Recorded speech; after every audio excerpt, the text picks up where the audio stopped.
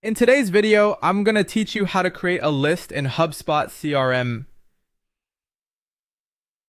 Creating lists is a powerful way to segment your contacts and organize your CRM. Whether you need to target a specific group for an email campaign or keep track of a subset of your contacts, this process will be your go-to tool.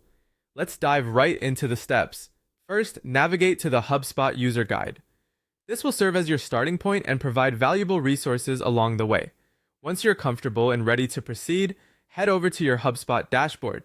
Next, look for the contacts icon on your dashboard. Clicking on this will take you to the contact management section of HubSpot, where all your contacts reside. It's the central hub for all your CRM activities. Then, move on to the Segments tab, which is also referred to as Lists.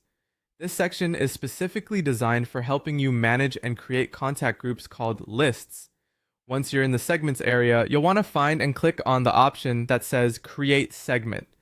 This action initiates the process of creating a new list.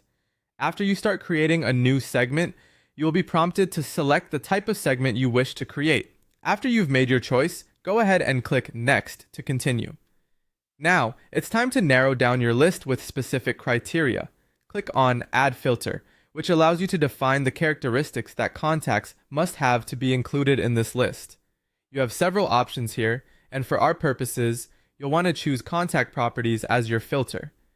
This choice will let you select specific attributes of your contacts like their location, last activity date, or even custom fields that you have defined. Once you've selected your desired properties, click Next to continue the process. Here's where you get to decide if this segment will remain static or become active.